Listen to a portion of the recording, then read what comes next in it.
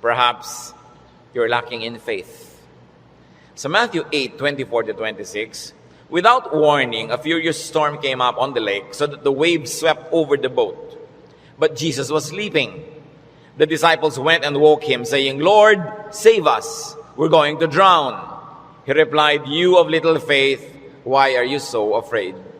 Then he got up and rebuked the winds and the waves, and it was completely calm. Well, actually, rational naman at valid yung fear nila dahil malakas ang bagyo, sinasalanta ng bagyo at ng mga waves at mga alon at hangin yung kanilang sasakyang pangdagat. Hindi naman imposibleng matakot ka nun at hindi naman yun unreasonable. Pero nakita natin yung statement ng Panginoong Hesus dito. He equated fear with lack of faith. Kaya pag marami tayong mga takot at kinakatakutan, ang dapat nating siyasatin yung ating pananalig. We should check our faith. The more faith we have, the less fears. The more fears, it means the less faith. Sabi nga, faith is the assurance of things hoped for, the evidence of things not seen. And if you're assured and you have evidence of God's goodness through faith, you will be much, much less prone to worry.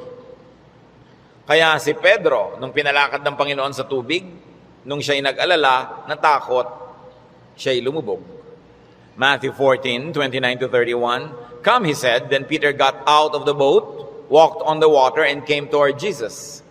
But when he saw the wind, he was afraid, and beginning to sink, cried out, "Lord, save me." Immediately Jesus reached out his hand and caught him. "You of little faith, why did you doubt?" In both cases, yung lulubog na bangka at lulubog na Pedro, pareho silang sumigaw, "Lord, iligtas niyo po ako o iligtas niyo kami," at sila naman ay sinagip ng Panginoon at muling napanatag. So nakikita natin, pwedeng mangyari na mag-alala tayo, pwede tayong malibang na manghina ang pananalig, pero pag nararamdaman na natin yun, na tayo ay tinatalo na ng takot, magpaligtas kay Jesus, manalangin, tumawag, dahil yung example, nakita natin, ang tumatawag sa Panginoon, sinasagip niya. Kaya kung minsan nakakalimot tayong manalig, nakikita mong ninenervyos ka na pala, takot na ang naghahari sa iyong buhay, pangamba, anxiety, even panic, remember Jesus and call upon Him. Siyempre, nakakapanik yung lumulubog ka sa tubig, tulad ng panik ng maraming taong iba't ibang korte at hugis at kulay, but the Lord is still Savior of all our worries and Savior from all our concerns. When you worry too much and you think that your faith is a problem, then ask for more faith. Humingi. Kuminsan ang ating mga panalangin parang grocery list, shopping list, hingi nito, hingi nun. Maganda idagdag dyan yung bagay na hindi material. Humingi ka ng karagdagang pananalig, tibay ng pananalig, sapagkat yung taong may tibay ng pananalig, kahit anong bagyo ang dumating, kahit anong warning at signal ang marinig, hindi siya nababagabag. Mag-alala man, konti lang. Hindi siya natatalo at hindi siya nasasakal ng takot. Kaya ang sabi ng mga apostles sa Luke 17:5, increase our faith. Yan ang panalangin nila sa Panginoong Jesus. Sapagkat napatunayang kulang ang pananalig nila, ang diningin nila, dagdagan yon. It is very important for us to practice faith. Habang ito'y pinapractice mo, you put it to use, lalong tumitibay, lalong lumalalim ang ating pananalig. Kung tayo mapag-alala, baka kulang sa kaalaman sa mga pangako at salita ng Diyos. Kung alam kasi natin ang mga pangako at salita ng Diyos, halos lahat ng concern natin covered. And I dare believe every concern is covered.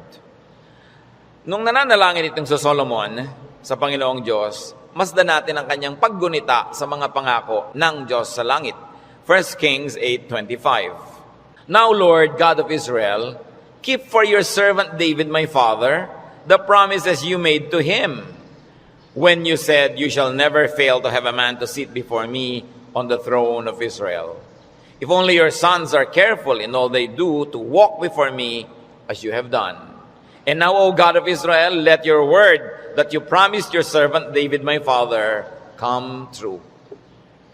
Malakas ang loob nitong Solomon na humingi sa Diyos sapagkat alam niya ang pangako ng Diyos sa kanyang tatay na si David. Kaya sabi niya, yung mga ipinangako niyo po sa ama ko, tuparin niyo, O Diyos. At pagka ang Diyos ay nilalapitan natin, na ang daladala natin ay yung pangako niya mismo at salita niya, ay nakakatiyak tayo na yun ay i-honor. Because God will always honor His word. Solomon, knowledgeable of God's promises to his father, claims it.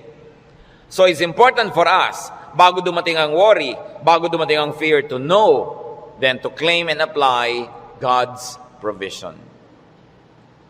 Hindi kung kailan ka na nag-aalala at natatakot, doon ka pa maghahanap at mag-aaral, baka sa kalituhan mo, wala kang makita.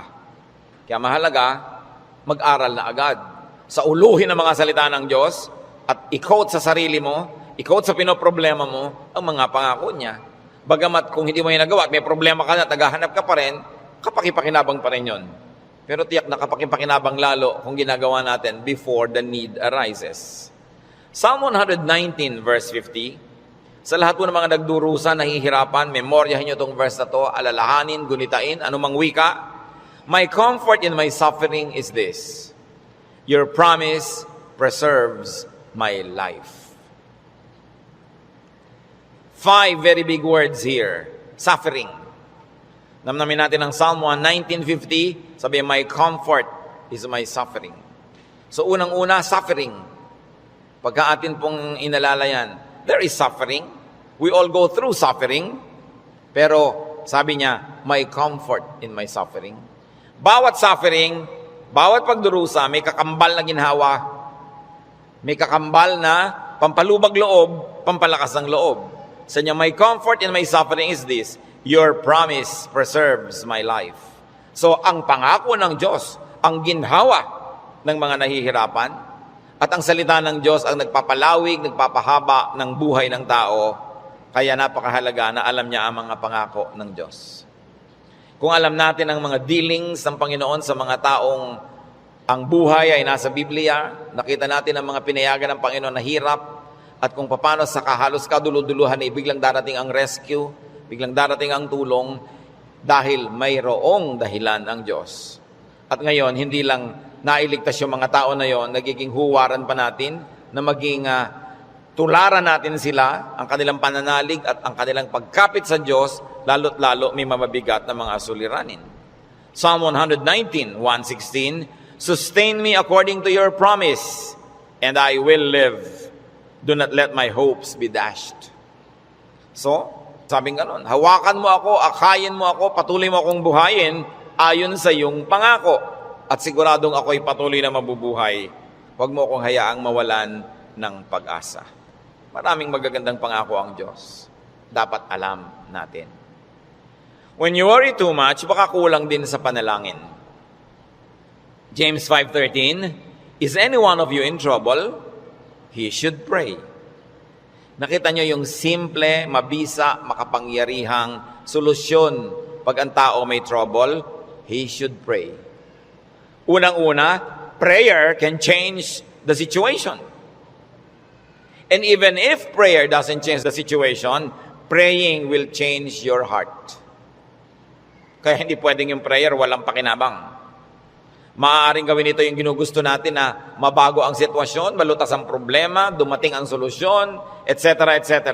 O kaya hindi man ganon, nabago naman ang pananaw natin, nabago ang ating pag-iisip, ganon pa rin ang bunga, tumahimik ka. Ang mahalaga naman sa tao, yung payapa siya.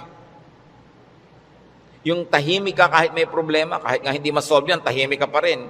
Daig mo pa yung nasolve yung problema, pero magulo pa rin sa ang isip niya. Kaya ang mahalaga yung kalooban. At napaka-importante nito mga kapatid, tandaan natin, hindi ninyo kayang kontrolin ang mundo. Hindi ninyo kayang kontrolin ang global warming. Hindi nyo kayang kontrolin ang earthquakes. Hindi nyo kayang kontrolin ang mga political turmoils. Hindi nyo kayang kontrolin na maging sakit. Pero kaya yon ng Diyos. Kaya pag ipinapanalangin mo at inilalapit, ang laki-laki ng nagiging inhawa mo dahil alam mong alam yun ng Diyos. At kung gusto niyang baguhin yon, sinong makakapigil sa Kanya? At kung hindi niya binabago, meron siyang magandang dahilan. Manalig ka na magandang kanyang dahilan kahit kung minsan hindi naabot ng iyong isip. Pero eto pa, kung hindi mo makontrol ang mga bagay na yan at hindi kinontrol ng Diyos para sa kagustuhan mo, meron ka pang pwedeng kontrolin, kapatid, yung kalooban mo. Pag pinili mong manalig, pinili mong sumamba, at pinili mong pumanatag sa salita ng Diyos, hindi ka tatablan ng pinoproblema mo. Kaya laging kapaki-pakinabang ang pananalangin. So you always pray and pray and pray. Yung madalanginin, malayo yan sa pag-aalala. Lalo't ang pananalangin ay punong-puno ng pasalamat. Kasi kung nananalangin ka ng nagpapasalamat, oo nga naman, naaalala mo unti-unti na ang dami ng mga maganda sa buhay na dapat ipagpasalamat. Nababalanse ang iyong alalahanin at natutuwa ka pa kung lumaon. Ngayon, maraming ganito mga kapatid. Sobrang nag-aalala, matatakotin, nerbyoso, dahil kulang lang sa saya. Kulang sa libangan o sa sarap sa buhay. Napakahalaga na ang tao ay may saya, may libangan, at may sarap ng buhay. Kaya marami mga tao naghahanap ng aliw. Kung bakit marami naman sa atin, kahit nakakaranas tayo ng hirap, nagiging judgmental tayo sa mga nag-aaliw. Ano naman masama sa mag-aliw? Kung hindi mo ninanakaw ang yung aliw, wala kang pinapatay, wala kang ginagawa ng masama. Kaya pag tumatanda na ang tao, marami dyan nagkakaroon ng diversyon. Alam nyo, yung may diversyon, napakalaking blessing yan. Kasi ang daming alalahanin. Pag tumatanda ka na, nararamdaman mo na yung mga kasukasuan mo, ayaw na masyadong tumiklop o bumuka ang mga tuhod mo at mga braso. Nararamdaman mo ng mahihiluhin ka, halimbawa, lumalabo ang iyong mata, dumadami ang iyong mga sakit, at kumukonti, usually ang iyong pera. Bihira naman yung papayaman, papadami pera, no? Kadalasan ay papaubos, nawawala ng hanap buhay, nagre-retire. Tapos ang mga mahal mo sa buhay na uubos na. Ang lahat ng mga tiyo mo, magulang, ubos na. Parang yung kayo na lang na magkakapatid ang next in line. No? Dati may mga matatanda kang tinitingnan, pinagmamanuhan. Ngayon, wala na. Ikaw na lang lagi ang pinagmamanuhan. So inisip mo, ako na kaya next. Yung lampas ka na sa alas 12 tanghali ng buhay, yung mga nasa alas 3, alas 4:30 ka na, alam mo yun na malapit na akong humarap sa mga katotohanan. Alam niyo yung mga ganon, sobrang magbigay ng alalahanin. At hindi na iintindihan nyo ng mga tao na hindi pa nakakaranas noon. Kaya marami sa ganong edad, mga past 50, kung kailan pa nagkaroon ng ganong edad, machichismis pa, ang bata-bata naman ang boyfriend ni kumare. Kung biyuda naman siya, ano? Di ba? Kung bata ang boyfriend niya, naiinggit ka. Di ba? Ang bata-bata naman ang girlfriend ni ganon, kung biyudo naman siya o wala naman siyang asawa, ano naman ngayon? If there are 2 less lonely people in the world. Do not be judgmental sa mga tao naghahanap ng saya. Kasi kadalasan, yung saya mo na lang ang nagtatawid sa'yo sa dilim ng gabi. Yung konting saya mo na lang ang nagbibigay sa'yo ng dahilan para mabuhay pa uli, para bukas o next week. Yung konting libangan mo ang nagbibigay sa'yo ng liwanag sa otherwise, ang dami-dami mo mga alalahanin sa buhay. Hindi dapat silang ginajudge. Pag may nakikita kang dalawang taong magkasama, kaya hindi sila magkaedad, sabi mo, ang tanda-tanda naman ng boyfriend niya, baka naman kulang siya sa pag-ibig ng magulang nung araw. Mabutit nakakuha na ng husband, meron pang tatay. Kung minsan bonus, may lolo pa. Inggit ka, di ba? Kung minsan naman, bakit kaya ang bata-bata nang nagugustuhan ito, may edad na siya? Kung puro kapwa matanda niya ang nakikita, ang pinag-uusapan laging arthritis, blood pressure, blood sugar, mga katarata, no? Glaucoma, nakaka-depress. Kaya kung minsan masarap kasama yung bata na walang iniisip na mga alalahanin, puro happening at gimmick ang naiisip, nalilimutan mo mga problema mo. At yung problemang hindi nasosolve, malaking bagay kung nalilimutan man lang kahit sandali. Because you keep your sanity and you keep your cheerfulness. Mga kapatid, huwag kayong killjoy sa mga taong humahanap ng ligaya. Kasi hindi nyo naman papaligayahin Halimbawa, yung nanay nyong byuda, may boyfriend. Mano, byuda naman. Bakit sasamahan mo ba siya pag gusto niyang manood ng TV? Sasamahan mo ba siyang manood ng sunset? Hindi rin naman, busy ka rin sa sarili mong asawa at mga anak. Tapos pinagkakaitan mo yung nanay mo, yung tatay mo ng kaligayahan. Ang mga tao kasi maraming dala, maraming problema. Matuwa tayo pag nakakakita sila ng konting itinatawid sila sa ganong mga hirap. Pasalamat ka na hindi na nga ikaw ang magtatawid at hindi na ikaw yung kailangang laging nandoon. People have needs. Kaya kailangang maging maunawain. Kaya kung marami tayong mga alalahanin, baka kulang ka lang sa entertainment. Hindi naman masama yung entertainment basta wala kang binibreak na law of God. Kumisa kasi yung mga relihiyoso kung bakit galit na galit sa mga tao. Hoy, alam mo, Christian na Christian si nakita ko siyang nagbingo. Kung lumigaya ba siya, hindi naman ninakaw sa iyo yung pantaya. No? So, marami magtatanong niya sa akin and marami will feel uncomfortable. But, lalo yung mga may edad na nating mga nanay, mga tatay, kung ikaliligaya nila, diba, kakausapin mo ba yan sa haba ng mga kwento? Hindi naman lagi. Basta't walang nananakawan at hindi ka naman naghahangad, gusto mo lang malibang. Kung gusto ng Panginoon, tayo ay magkaroon ng buhay na masaya. Si Elijah, propetang-propeta, natalo ng lungkot, gusto tuloy mamatay. 1 Kings 19:3-5. Elijah was afraid and ran for his life. When he came to Beersheba in Judah, he left his servant there, while he himself went at his journey into the desert. He came to a broom tree, sat down under it, and prayed that he might die. I have had enough, Lord, he said. Take my life. I am no better than my ancestors. Then he lay down under the tree and fell asleep. Nakita niyo ang problema niya, natatakot siya, nagtatakbo siya, napagod, tapos iniwan pa niya yung assistant niyang lalaki, nag-isa siya maghapon, magdamag, sobrang nalungkot, na-depressed tuloy, pinaghahalo-halong gutom, pagod, gusto tuloy mamatay. Pero nung ginising ng anghel, pinakain, pinainom, pinatulog uli, ginising, pinakain, pinainom, pinatulog uli. Sumaya na naman, tuloy na naman ang ministry niya. Mahalaga, nakakatawid ka sa difficult days. Ecclesiastes 2:24, a man can do nothing better than to eat and drink and find satisfaction in his work. This too I see is from the hand of God. Nakita nyo, mapaka-halaga kay Solomon i-emphasize na sabi niya, yung pagkain, pag-inom, pagsasaya, galing din yan sa Diyos. Bakit niya idinidiin?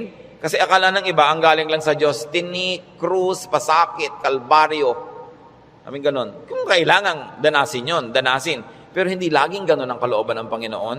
Gusto niya tayo na mag-enjoy. At sinabi, to find satisfaction in all His work.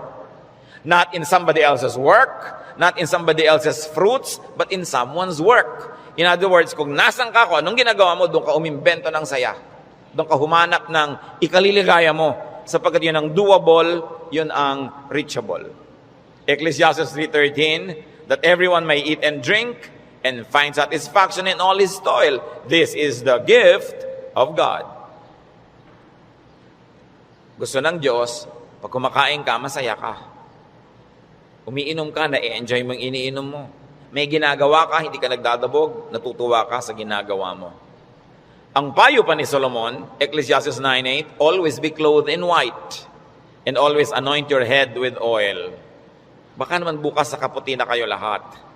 Yung puti kasi is associated with linen sa Israel at sa mga disyertong bansa tulad ng Egypt, kaya lahat ng mga nobles laging naka-white, naka-linen. Ibig sabihin kasi comfortable and beautiful. So ang sinasabi ni Solomon, be comfortable, have pleasure, and enjoy beauty, even in what you wear. Sa dami ng lungkot ng mundo, pag may konting saya na pwede mong kunin sa hangin, kunin mo. Pag may konting kaligayahan, kunin mo. Kasi maraming kalungkutan na hindi mo pwedeng iwasan. Mabuti na yung marami kang deposit sa alkansya ng saya, para pag may panahon ng pagdurusa, may madukot kang saya, pampalakas sa mga araw na malungkot ka. Kaya kung may pagkakataong sumaya, magpakasaya ka. May pagkakataong gandahan ng environment, gandahan mo kasi kung minsan napipilitan kang tumingin sa hindi maganda. Meron kang pagkakataong guminhawa, pag ginhawahin mo. Kasi maraming beses hindi ka maginhawa at wala kang magagawa tungkol doon.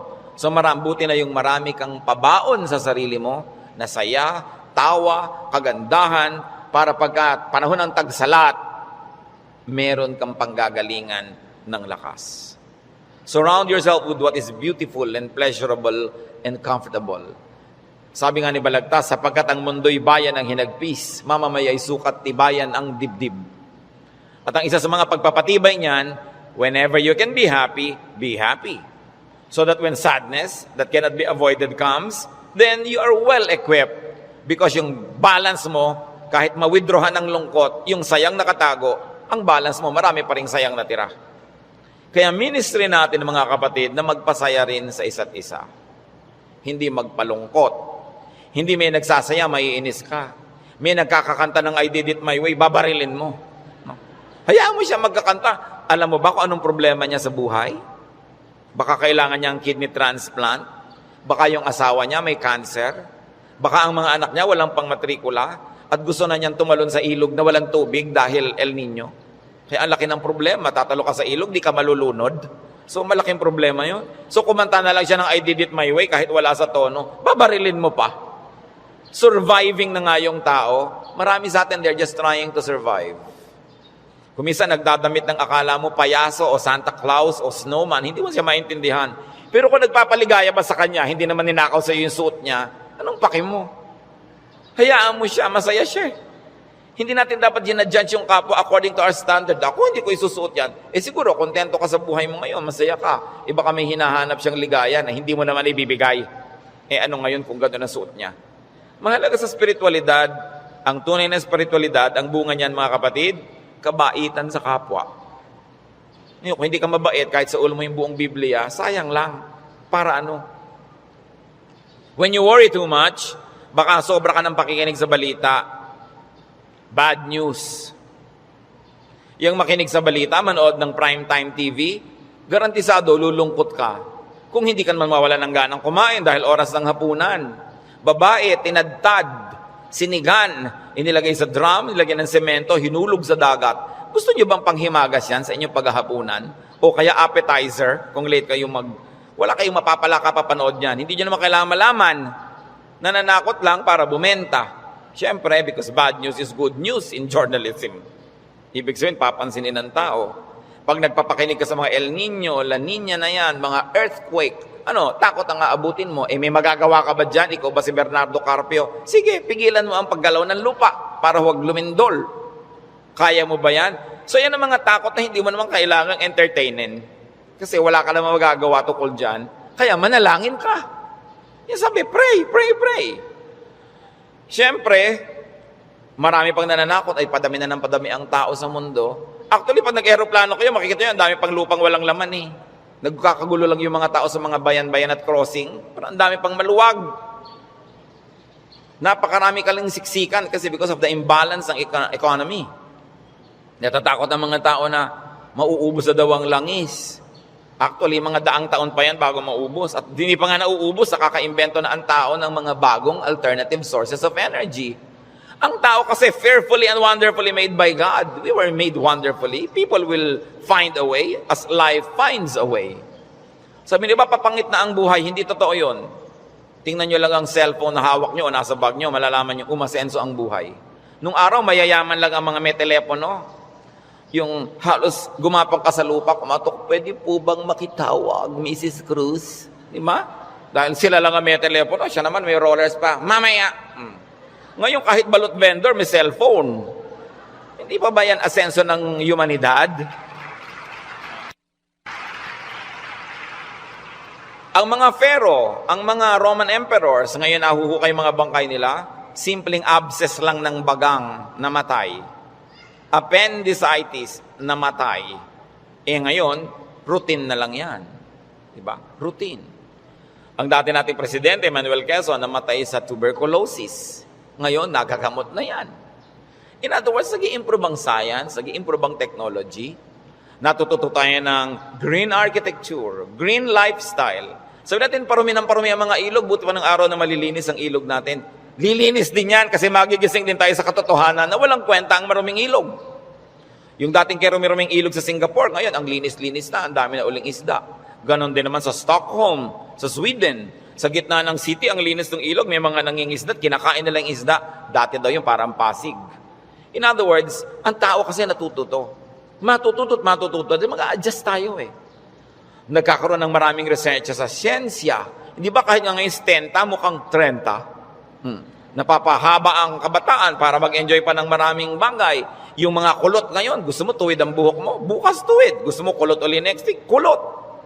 Maraming nagagawa ang tao. Ang pagkain, nung araw nga, bago ka makakain ng palitaw, kailan magigiling ka pa ng malagkit, mga 3 oras mong ginigiling-giling sa bato. Ngayon, punta ka sa Via Mare, mamimili ka ng lahat. Parang piyesta araw-araw. Maraming tao nung araw, pagka piyesta lang nakakakain ng lechon. o kaya ng karne. Kasi hindi naman available. Pero ngayon, pipiliin mo pa. Puro leg ba? Puro likod? Puro napipili. Ang trend ng buhay, pag tinan nyo mga kapatid, papaganda. Huwag kayo nawawala ng pag-asa at huwag kayo nagpapalungkot dyan. Kasi God is in control.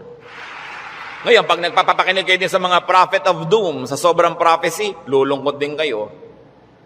Diba? Ang alam natin, ang ending ng lahat ng prophecy, darating ang Diyos o babalik tayo sa Diyos, kung alin man ang mauna doon, yung pa rin ang tunay na ending, no matter what the detail.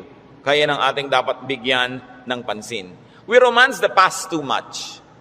Laging the good old days, the good old days. Sabi ni Solomon sa Ecclesiastes 7:10, do not say, why were the old days better than these? For it is not wise to ask such questions. Huwag kayong magdrama-drama, lagi yung hinahanap yung kahapon ng araw. Yung nung araw, nasasakay ka halimbawa sa bus, talagang yung buhok mo hinila na ng lahat ng hangin bago ka makarating sa Maynila. No? Yung the good old days ba yun? Na para ka magkaroon ng ice cream, gagawa ka? Good old days ba yun? Marami tayong hindi ina-appreciate sa present, sa accomplishment ng humanidad at ng kabihasnan, because we romance the past too much. When you romance the past, you will be sad. When you worry about the future, you will be afraid. You know what God wants you to do? Enjoy the day. Enjoy the moment. Yan ang payo ni Jesus.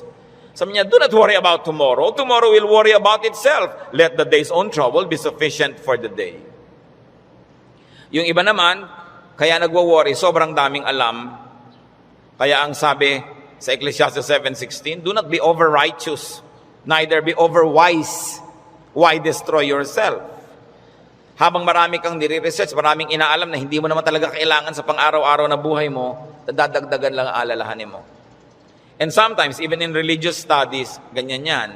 Marami ngayong mga TV networks nagpapakute para makakuha ng audience, mapanood. Walang ginagawa kundi siraan ng Diyos, siraan ng Biblia, guluhin ang pananalig ng mga nananalig.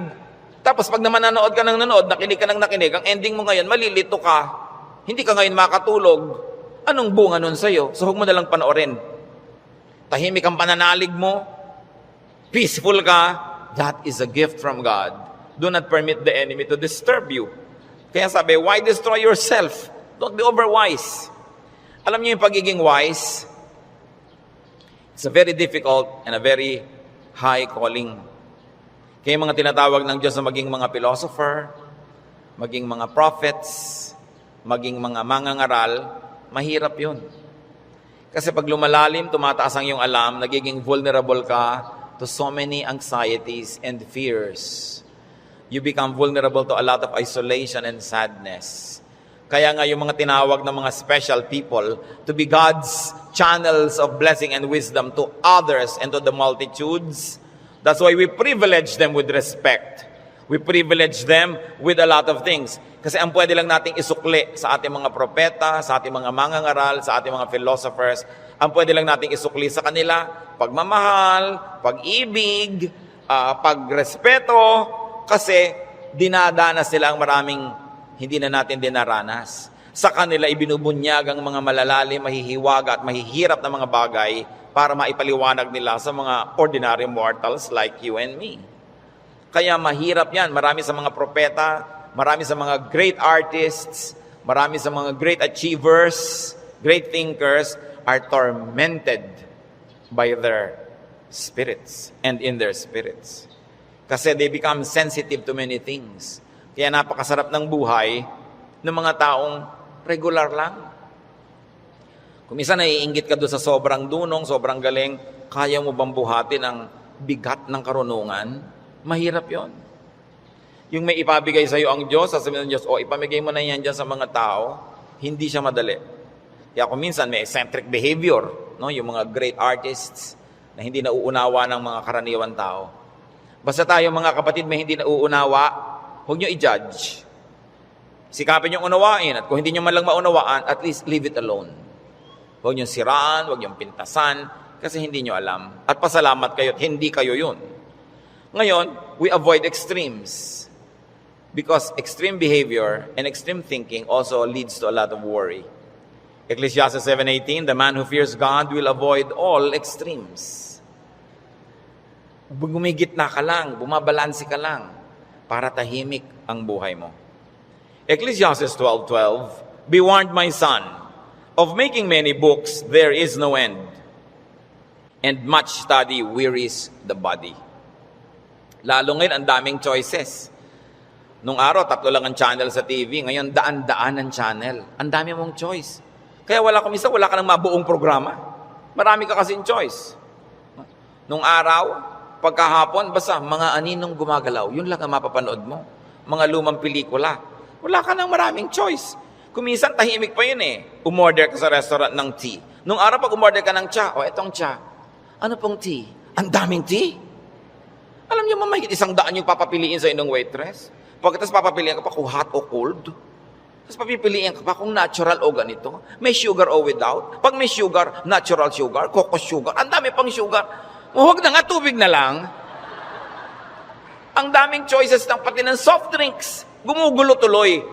Bakit natin ito binabanggit? Mga kapatid, kung tahimik na ang inyong kalooban sa pananalig niyo sa Panginoon, huwag niyo nang guluhin ng kung ano-ano pa mga ideya. Walang mapapala. Ang kaluluwang palipat-lipat, papalit-palit. Sabi ni Solomon, tigilan niyo na yung kababasa sobra. Sabi ganon, mapapagod ka lang, matutuyo ang iyong lakas. Sabi ganon, hindi ba tatapos yan? Ang ending din naman, haharap ka sa Diyos eh. Kaya kung tahimik ka na, payapa, huwag ka nang pagulo pa. That's why prophets and philosophers and thinkers and teachers are burdened. And the only thing we can give them is to privilege them with respect. Sabi sa Ecclesiastes 5:12, "The sleep of a laborer is sweet." Read laborer as simple man. No? Yung unscholarly man. Sabi ko noon, mas madaling sumaya pag mababaw ka. So huwag mo nang masyadong laliman. Kasi baka walang humukay, para kang nagtago na wala naghanap, lalabas ka rin, mahirap. Pag may mga mababaw dyan, so, ang saya naman nila, mabuti pa sila. No? Yung konting, ay hangin, hangin lang, tumatawa. Kesa naman ang tali-talino mo, wala na makapagpatawa sa'yo. Mas mahirap yun. No? When you worry too much, baka kulang ka lang sa food or drink or chemical balance, tulad ng pinag-usapan natin nun. Kaya, yung propeta, pinakain ng anghel sa 1 Kings 19:7-9, at guminhawa na siya nung siya kumain at nakainom. Baka sobra ka nagda-diet, kulang ka na sa vitamina, kulang ka na sa minerals, kulang ka na sa nutrients, kaya ka pala malungkot. Ang bewang mo nga, di ba? Ang liit-liit, pero ang lungkot mo naman, nakatingin ka at nakatulala, no? Sa kawalan, di bali nang lumaki ang bewang mo. Basta masaya ka. No? Ang mahalaga yung kalooban mong masaya ka. Kasi ang buhay, maiksi. Alam nga namang ubusin mo pa sa lungkot yan. Kailangan i-maximize mo yung saya. Kaya si Timothy na laging sinisikmura, sabi sa kanya ni Paul sa 1 Timothy 5:23, "Stop drinking only water and use a little wine because of your stomach and your frequent illnesses." So kulang siya sa chemical balance. Binabalanse. The Lord Jesus' prescription against worry, Matthew 6:26-34. Sabi niya, "Look at the birds of the air. They do not sow or reap or store away in barns, and yet your heavenly Father feeds them. Are you not much more valuable than they? Who of you by worrying can add a single hour to his life?" Sabi, ba't ka nag-aalala? Kita mo yung mga ibon, hindi naman yan nag-agriculture, pero pinapakain, buhay din yan. Mas mahalaga ka kaysa ibon. Kaya ang unahin mo, manalangin, lumapit sa Diyos, manalig. Tapos marami ka pang ibang alalahanin, etc., etc. Kaya sa verses 26-34 ng Matthew 6, sabi ng Panginoong Jesus, "And why do you worry about clothes? See how the lilies of the field grow. They do not labor or spin. Yet I tell you that not even Solomon in all his splendor was dressed like one of these. And if that is how God clothes the grass of the field, which is here today and tomorrow is thrown into the fire, will he not much more clothe you, O you of little faith?" Sabi, ba't ka nag-aalala kung ano isusuot mo? Mga little things pa yan. Kasi yung damit dyan, symbolic of all other things. Food and drink, symbolic of all our needs. Plus, what to wear. Sabi niya, nakita mo yung mga damo. Hindi naman gumagawa ng tela yan. Hindi yan naggagawa ng damit. Pero kahit si Solomon, sa kanyang kayamanan, hindi nakapagbihis tulad ng magagarang damo na yan. At kung yung mga damo na buhay ngayon, bukas ay tuyot na at sisiga na lang, ay dinadamitan ng Diyos ng maganda, ikaw pa kaya ang pabayaan ng Diyos? So pag nag-aalala tayo, tumingin ka sa lumilipad na ibon, Kaya dapat hindi tinitirador ang ibon dahil anong titingnan mo kung walang lumilipad? No? Hayaan nyo silang magliparan dyan.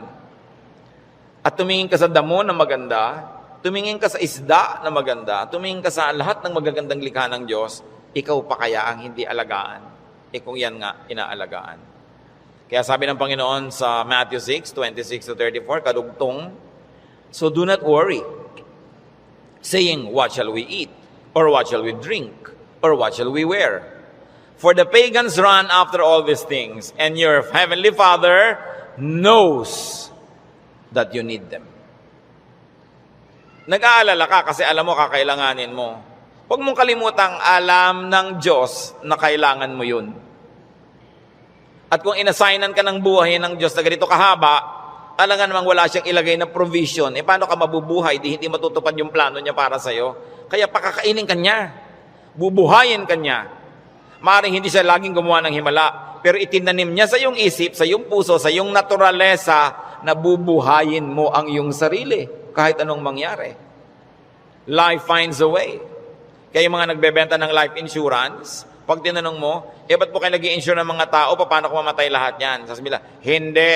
Kasi ang tao, talagang kahit anong mangyari, pananatilihin niya ang sarili niyang buhay. Kaya yun ang kakampi ng insurance company, yung pag-ibig ng tao sa buhay, nabubuhayin niya ang sarili niya. Ikaw ba halimbawa, pag may insurance ka, napapalitan ng paamong naputol, puputulin mo nga para mapalitan. Hindi, di ba? Hindi ko may insurance ka, gagawin mo yun. Kasi mahal mo yung katawan mo, mahal mo yung buhay mo. Itinakda yun ng Diyos. Kaya mananatili ang tao under His care. It is natural to us. So why worry about global warming? Luma na yun. El Nino or La Nina or earthquakes, lalong luma na yon, no? Pag tinignan yung mga guho ng mga Roman buildings ng 2,000 taon na ang nakalipas, noon lumindol, laging may lindol. Lagi, buhay pa rin ang buong humanidad, no? May mga nasasalanta, pero marami pa rin nanatiling buhay. At as we always say, earthquakes don't kill, but bad buildings do.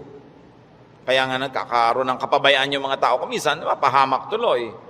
Yung mga earthquake na yan, noon pa yan, unang panahon pa. Hindi na yan bago. Sabi sa Ecclesiastes 1:9-10, what has been, will be again. And what has been done, will be done again. There is nothing new under the sun. Alam na yan ng Diyos. Nagkaroon lang kasi ng pangalan niyang El Nino, kaya naging warriors tayo. Nung araw pa sinaunang panahon, hindi umuulan, yung mga tao magpo-prosesyon sa mga bukid para umulan. Nangyayari na nun. Pero may bukid pa rin, may tao pa rin, dumadami pa nga. Is there anything of which one can say, look, there is something new? It was here already, long ago. It was here before our time. And if it was here before our time, then it was God designed, God ordained. It is in accordance with God's will. And if God promises that He will take care of you, and He knows the natural things that will happen, God knows how to take care of His people. Yun ang dapat nating panghawakan. Hindi ka padala sa takot, sa mga sensational news. Kapatid, kung ano man ang pinoproblema mo, nandyan na yan, matagal na. Inilagay yan dyan ng Diyos. O kung hindi man, pinayagan niyang malagay yan dyan, alam niya. At kung alam ng Diyos, pwede ka magtiwala. Huwag mong problemahin. Listen, church. Ang problema, nagiging problema kasi pinoproblema. Pag hindi mo pinroblema, di hindi problema. Kaya 2 tao, 2 ina, yung isa yung anak, wala pa, 2:00 na ng umaga, balisang-balisa, hindi makatulog. Yung isang ina naman, tulog na tulog.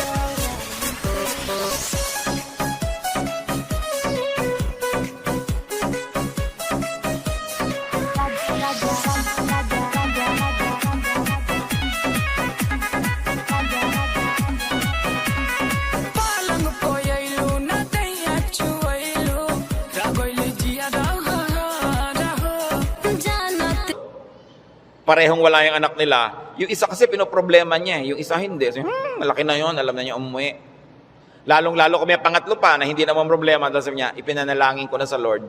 Wala ako sa kinakalagyan ng anak ko ngayon, pero nandun ang Diyos, so binilin ko na. In fact, mas mahal naman ng Diyos yung anak ko kaysa mahal ko yung anak ko. So magtitiwala ako at matutulog ako dahil anong mapapala kung gising ako dito? So iba-ibang attitude, pare-parehong sitwasyon. Your attitude will shape your lifestyle. No? Ganon yun. Kung minsan merong mga asawa na hindi na halos pansinin ng asawa nila, laging wala. Merong mga nag-aalala, bakit siya laging wala, etc. etc. Meron mga, salamat, wala siya. Marami akong magagawa ngayon, walang abala. Nasa sayo yan, kung anong gagawin mo sa buhay mo. Pero hanggang hindi mo pinoproblema ang isang bagay, hindi yun problema. Ngayon, iniisip mo, ano kaya, Pastor, ano magagangyari po pag natunaw lahat ng mga yelo sa North Pole? Lumayas ka sa harap ko, hindi ko alam. Bakit mo ipapaproblema sa akin ng mga yelo sa North Pole? Diba? Ba't natin po problemahin yan? Magdasal ka, kahit alam ko na kasi lumubog ang buong mundo eh. Gusto ng Lord na lumutang sila Noah, lumutang. Di lumapit ka sa Diyos para kahit lumubog, lumutang ka. Bakit mo pa problemahin yung buong yelo, buong Antarctica? Ang saya-saya ng buhay ko dito, bibigyan mo ako ng problema. Ano po kaya't naglilindol? Kaya ba natin pigilit kahit anong gawin natin dito? Diba? But of course, there are practical things you can do to minimize risk and danger. But you can only do so much. Kaya nga may Diyos eh. Para yung hindi mo kaya, ipasa Diyos mo. Magtiwala ka at mag-enjoy ka ng buhay. Gumawa ka ng mabuti.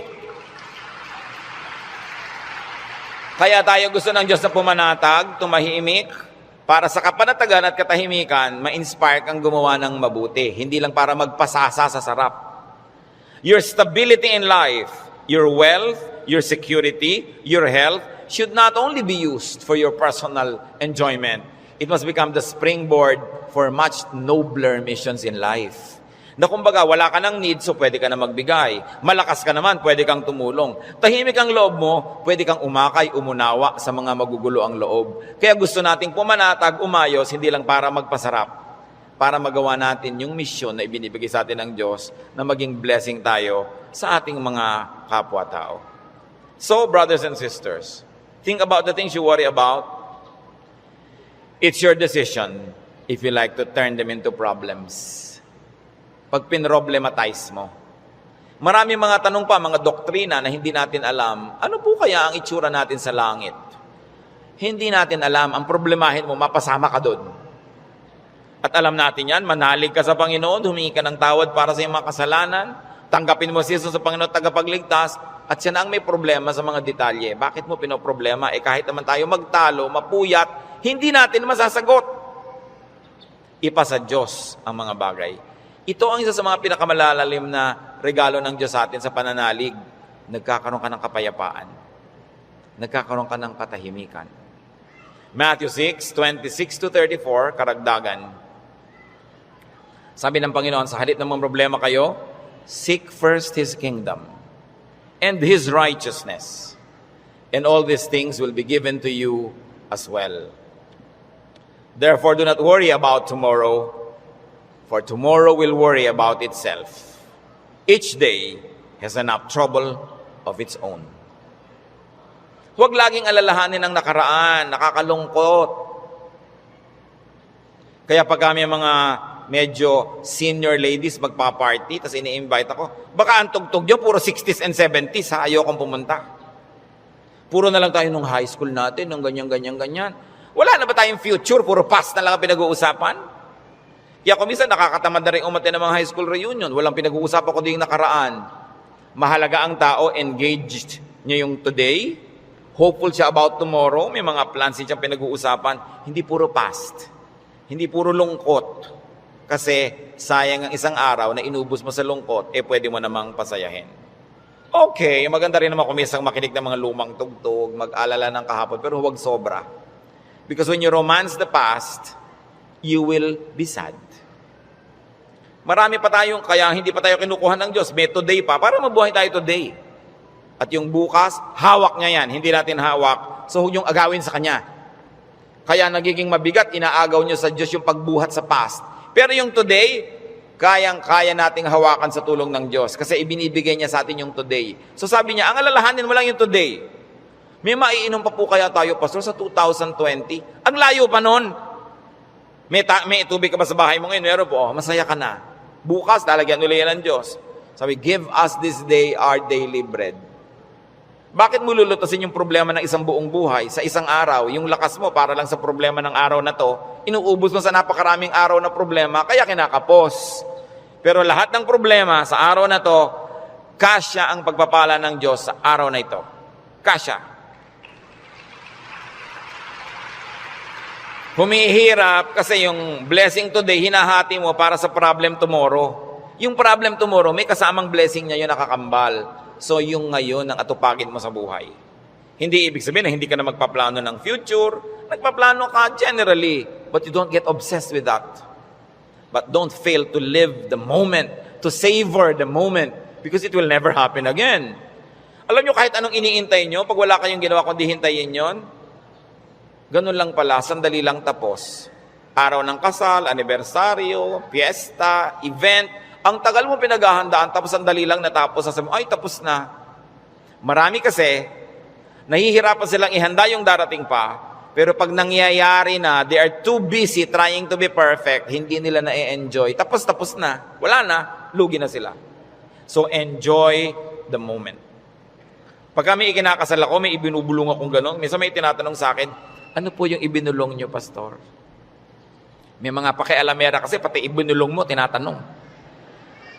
Sabi ko, wala. Sinabi ko lang, pagkakainan na, kumain kayong mabuti. Huwag kayong mag-entertain ng mga bisita. Tayo kayo ng tayo. Kasi this is your first meal together as husband and wife. Enjoy it. Stop being warriors and perfect hosts. Enjoy your meal. Ito yung meal, enjoyin ko. O, debut mo ngayon, enjoyin mo. Huwag mo nang isipin na kung anong bagay. Kasi mamaya, tapos na yan eh. Dapat ine-enjoy. Pag pangbukas, malayo pa. Do not worry. Focus on today's concerns and pleasures and enjoy whatever can be enjoyed. Philippians 4:6-7. Do not be anxious about anything, but in everything, by prayer and petition, with thanksgiving, present your requests to God. And the peace of God, which transcends all understanding, will guard your hearts and your minds in Christ Jesus. Sabi, huwag kayong mag-alala, huwag kayong matakot, huwag kayong magpanik tungkol sa kahit anong bagay. At sa halip na yan, sa pamamagitan ng pananalangin taimtim na may kalakip na pasalamat, ilapit nyo sa Diyos ang gusto nyo. Sabi niya, at makikita nyo, yung kapayapaan ng Diyos na mahirap unawain, imposibleng makamit, mararamdaman ninyo. And you will feel secure. So pagka nagigita yung anxious, mga kapatid, nag-aalala, anong dapat gawin? Pray. With thanksgiving. Hindi lang prayer, puro request. May thanksgiving. Kasi nga, habang naaalala mo yung pagpapasalamat mo, naaalala mo, oo nga naman, maraming maganda sa buhay. Pati ikaw, nababago. Don't be anxious about anything. So do not problematize life in its details. And 1 Peter 5:7 is so very, very powerful. Cast all your anxiety on Him because He cares for you. Sabi, ibigay nyo kay Kristo ang inyong mga alalahanin. Kasi mo, Lord, nag-aalala po ako tungkol sa buhay ko, nag-aalala ako tungkol sa impyerno, nagpapaalala ako tungkol sa buhay na walang hanggan, sa kabilang buhay, nag-aalala ako tungkol sa kakainin ko, sa ganito, sa ganon. Sabi ni Jesus, binayaran ko na yun sa cross, bakit inaalala mo pa? Bayad na yan ha. Kaya sabi, cast all your anxiety on Him. Kasi bayad na. Ipapaalala sa ni Jesus, huwag mo nang problemahin, tapos na yan. Binayaran na. Kaya nga ako nagdugo, nasugatan, nahirapan, nagdusa, namatay, para hindi ka na magdusa. Bakit ginokopya mo ako, hindi naman ikaw ako? Ba't ka naman problema? Problema ko yan. Kaya nga si Jesus, Savior. He is Savior. He is Lord. Lord over all our problems and cares. Kaya sabi ng Ecclesiastes 11:10, so then, banish anxiety from your heart and cast off the troubles of your body, for youth and vigor are meaningless. Sabi, palayasin mo, iwagwag mo ang mga problema mo. Kaya ang laki ng gawa ng word na word, banish. Hindi lang sinabing remove, banish anxiety. And this word anxiety in its original word and language is the same as the clinical word now for anxiety. Yung halos masiraan ka ng bait sa pag-aalala, sa takot, sa panic, sa nervyos. Sabi, iwagwag mo yan, tanggalin mo yan. Hindi yan bagay sa mga anak ng Diyos. Do what it takes para matanggal yan. Kaya yung mga sinabi natin, maghanap ka ng ligaya, manalangin ka, get busy, alisin mo ang dapat mong alisin, palitan mo ang iyong mga pag-alala ng panalangin, ng kapayapaan, ng pananalig. Bakit? 1 John 4:3, the one who is in you is greater than the one who is in the world. God who lives in you is greater than the spirit that scares you. Kaya napakahalaga na isipin yan, yes, I am a winner because Jesus Christ is a winner. Matthew 10:29-31, sabi ng Panginoon, are not 2 sparrows sold for a penny? Yet not one of them will fall to the ground apart from the will of your Father. And even the very hairs of your head are all numbered. So don't be afraid. You are worth more than many sparrows. Yung maliliit na ibon sa Israel, ang mura-mura, dalawa nun, isang pera lang. Para halos economic value. Sabi ng Panginoon,